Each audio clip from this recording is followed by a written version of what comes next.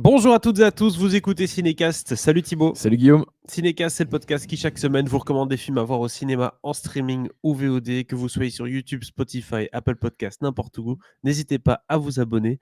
Oui, Ça fait plaisir, ça nous permet de grandir, n'est-ce pas? évidemment. Surtout qu'on a des beaux objectifs qui arrivent. On est presque à 3000 sur YouTube, on a presque autant d'abonnés sur Spotify. Laissez des avis aussi, ça nous fait plaisir, ça nous permet d'avancer. On Yes. revient à notre film juré numéro 2. Oui, Oui, Thibaut. mais avant ça, c'est la semaine où C'est Anora sort Yep. la Palme d'Or du dernier Festival de Cannes. Mais comme j'en ai déjà parlé pendant le Festival de Cannes, on ne refait pas de critique. Mais si vous voulez écouter ce que j'en ai dit à l'époque, Yes. c'est sur la chaîne. Vous tapez ça Partout. sur votre petite plateforme de podcast et vous trouverez ça facilement. Anora, Tout à fait. Cinécast. Voilà. Une des plus grosses critiques, en tout cas en termes d'écoute et de vues. Ça cartonne. Partout, Les vous Palmes avez, d'Or toujours. Hein. vous avez vraiment poncé ça. Donc n'hésitez pas, si vous arrivez sur la chaîne ou sur le podcast, d'aller écouter notre critique d'Anora en live depuis le Festival de Cannes. C'était toi, tout Yes. Assis contre un mur. contre un mur dans mon petit couloir préféré. Parlons d'un réalisateur qui est aussi un peu assis contre un mur pour l'instant aux États-Unis, n'est-ce pas? Ouais, je sais pas ce que Warner est en train de lui faire là, mais le film, donc Juré numéro 2 sort dans quoi, une cinquantaine de salles, un truc du Ouais, style. tout à fait. 50 Vraiment, salles. ou pas beaucoup en tout cas, petite sortie. C'est ça. Alors que j'ai lu qu'il préparait déjà autre chose, hein, Clint oblige, mais bon, il a quand même 90 balais là. Non, mais c'est potentiellement quand même son dernier film. je me suis renseigné. Donc, ce film, Juré numéro 2, il sort au cinéma en France et en Belgique le 30 octobre. Il sort la même date aux États-Unis, Jury number 2. Film de Clint Eastwood avec Nicolas Hoult, Toni Collette et Zoe Dutch. La raison pour laquelle il comptait en fait le mettre sur HBO Max. Ouais, ouais. Mais Clint a dit pas d'accord. Ouais, Du haut de ses 93 ans, quelque chose comme ça. Putain, 93. 93 ans. Et voilà, donc finalement, il a réussi à négocier quelques salles, mais c'est fou. mais Voilà, Clint la pas légende content. que c'est. Ouais, tu m'étonnes. C'est ça. Tu m'étonnes. De quoi ça parle, Jury number 2? Il Non, s'agit Juror. Juror. Juror N2. C'est de nouveau une sorte de drame, un thriller de la part de notre ami Clint. Ça parle d'un homme qui se retrouve juré au procès pour meurtre et il découvre qu'il est à l'origine de cet acte criminel.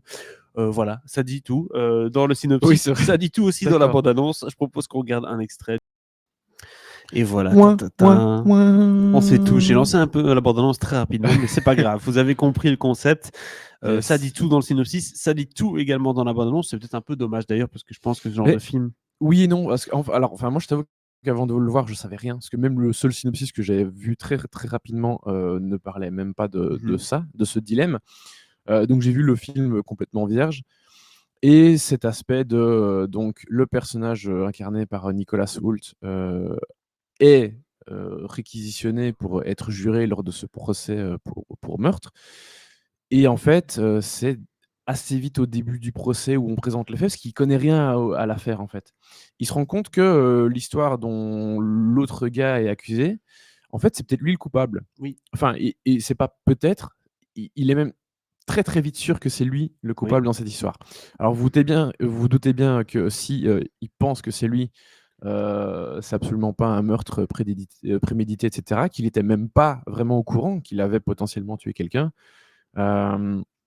Parce que je pense qu'on le voit vite fait dans la bande-annonce, dans l'extrait qu'on a vu, non, peut-être pas. Mais il faisait nuit noire, Il pleuvait. il pleut à torrent et tout, donc Voilà. il a heurté quelque chose, il pense qu'il a heurté un animal, cerf, une cerf, biche, un truc, il voit rien, donc il s'est pas plus tracassé que ça. Et il se trouve que dans le ravin, on a retrouvé la fille, plus voilà. ou moins à l'endroit où il a fait son accident. Et que donc il se rend compte que un an plus tard, quelque chose comme ça, qu'il est lui-même en fait l'auteur de ce meurtre.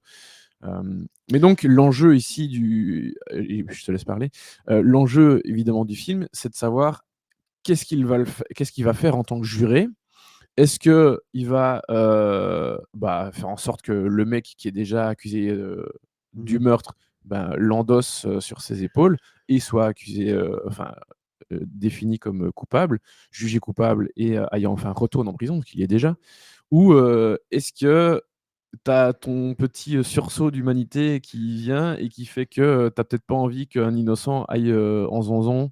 Ouais. Et tu vas te lever. Alors, peut-être pas au point d'aller se dénoncer, mais est-ce qu'il y a moyen d'entourlouper le truc et de faire en sorte que en tout cas l'autre aille pas en prison. Bah, Et je trouve qu'on a une histoire qui est assez bien huilée. Enfin, c'est assez intéressant, je trouve, comme prémisse. C'est vraiment assez intéressant, c'est même très surprenant. Bon, forcément, moi, je vous ai dit que je savais rien du tout, donc je savais même pas cette histoire de dilemme moral. Mais malgré ça, même en le sachant, je trouve que l'histoire est vraiment surprenante et très bien traitée. Évidemment, de par cette histoire de dilemme moral, mais Mmh. aussi plutôt la façon dont ça va être géré. Heu, Parce qu'il y a évidemment, enfin, il n'est pas le seul juré. Et puis, qu'est-ce que tu fais? Comment tu convaincs les autres? Enfin, déjà, qu'est-ce que tu décides toi en tant que personne? Qu'est-ce que tu vas faire? Comment tu convaincs les autres pour arriver dans ton sens? Et puis, de l'autre côté, il faut pas oublier que lui a une femme, Mmh. il a un enfant qui va accoucher enfin, qui va naître incessamment sous peu. Oui. Pas encore. Ouais, ouais, Oui, et donc évidemment qu'il a pas non plus envie d'aller en prison. tout à fait. Donc il y a tout cet aspect-là qui est très bien traité et qui bascule un peu à gauche, à droite. Et puis évidemment, il y a ce moment aussi où certaines personnes vont se rendre compte que, notamment dans les jurés, que l'histoire telle que le procureur la présente, enfin la procureure la présente, elle tient pas complètement debout. Oui. Donc c'est pas juste toi tu dois essayer de te faire discret, ça y est aussi, bah, Ouais. les autres personnes qui peuvent se rendre compte de ce qui se passe ou pas. Et là, vous avez peut-être l'impression que je vous en dis beaucoup, mais vraiment, ça bascule un peu dans tous les sens tout le temps et c'est pour ça que je trouve que l'histoire est vraiment bien torchée, parce que vraiment c'est très prenant, de bout en bout et ouais, vraiment j'ai beaucoup aimé cette histoire. Ça fait du bien du coup d'un retour de Clint parce que bon, je sais qu'il a fait The Mule il y a pas si longtemps, c'est son dernier film, mais il a fait aussi deux trois films qui se sont un peu plantés dans tous les sens du terme. Ouais, Cray Macho, Oui, ou hein, 15h17 pour Paris. le 15-17, pour Paris, effectivement. Oui, dans les derniers, il y a juste, le cas de Richard Jewell qui était vraiment Ouais. pas mal. Mais non, c'est vrai que ces dernières années, il s'est un peu planté et là, je trouve qu'il revient avec quelque chose d'assez solide. Après, bah, c'était Cry Macho, le dernier, Oui.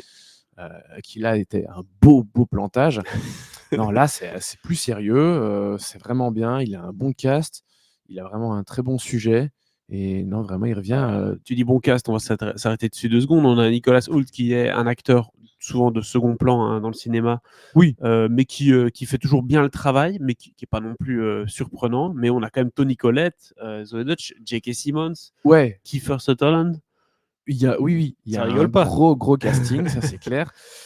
Ils sont tous super. Chris Messina aussi qui joue, l'avocat, le prodéo donc Mmh. de l'accusé. Toni Collette joue la procureure.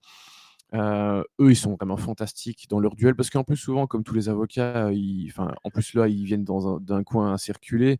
Ils se connaissent bien, ils ont fait leur classe ensemble, donc c'est même pas, enfin ils font leur taf, ils doivent se taper dessus mais avec, Ouais. avec respect. Eux, donc Chris Messina et Toni Collette sont vraiment fantastiques. Nicolas Hoult, très, très bon aussi, parce qu'il y a les problèmes personnels Oui, du bien sûr. personnage aussi, il y a tout ce qui va avec et il y a cette façade publique que tu dois avoir en tant que juré dans un procès, Avec eux. donc il est assez fort et pour moi aussi la petite surprise, c'est Zoe Deutch, même si elle a pas, le plus grand des rôles du film, mais elle joue, la compagne, du personnage de Nicolas Hoult, la femme enceinte, qui a aussi un rôle, moral à jouer, heu et qui est vraiment très, très bien. C'est pas une grande actrice, elle a jamais eu des rôles, vraiment incroyables, mais là, j'étais assez surpris. Donc ça, c'est plutôt une bonne note, le cast, Que se vraiment. passe-t-il? Alors qu'est-ce qui ne va pas? Parce que bon, tout ne peut pas Bah, aller. il y a en vrai, il y a pas grand-chose qui va pas. C'est pas un grand film, donc je lui mettrai pas une grande, grande note non plus, mais c'est un film tout à fait correct. Juste un petit bémol et encore, c'est un peu du chipotage, c'est la photo que je trouve assez classique, même s'il y a quelque chose d'assez reconnaissable, parce que les photos dans les films d'Eastwood, c'est toujours Mmh. très, très léché, quelque chose de très Ah moi, ça propre m'avait l'air comme ça. tout à fait eastwoodien cette photo. Effectivement, c'est assez eastwoodien, mais je trouve que, malheureusement, Yves Bélanger, qui est un ancien chef-op de Jean-Marc Vallée, un peu de Dolan, un petit peu de chez Villeneuve aussi. Enfin, il a travaillé avec Villeneuve, pas en tant que chef-op, mais il fait un peu du sous Tom Stern. J'ai pas compris pourquoi, Eastwood bossait plus avec Tom Stern depuis le 15-17 pour Paris. Ah.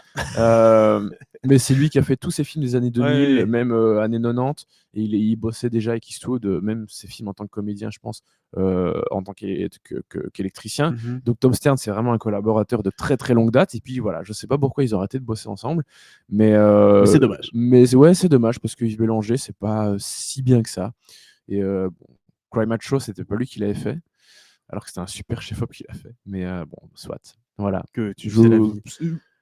Ça m'a moins plu, c'est Donc tout. on a là un bon thriller bien torché de la part de Clint Eastwood qui, Ouais. comme quoi, nous fait encore une belle leçon de cinéma à son âge, c'est quand C'est même pas mal. pas, 12 hommes en colère non plus, qui est la Non, non, référence du non, film de non, procès. voilà. Le film va pas complètement dans cette même s'il y a beaucoup de ça aussi, hein, on a un film avec des jurés, donc on est beaucoup dans la salle avec les jurés, mais il essaye pas non plus de faire son 12 hommes en colère, donc ça va.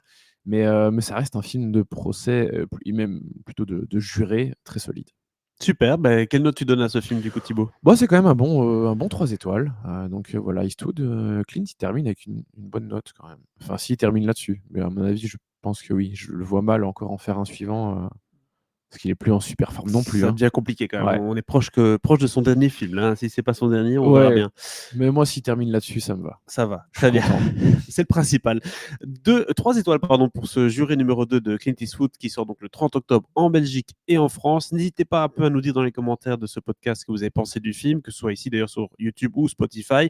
Et abonnez-vous au podcast sur la plateforme de votre choix. On l'a dit, pas mal d'objectifs, pas mal de trucs en ligne de mire. On a envie d'arriver à 3000 sur YouTube. Donc n'hésitez pas à vous abonner. À très bientôt pour de prochaines critiques. Ciao, ciao.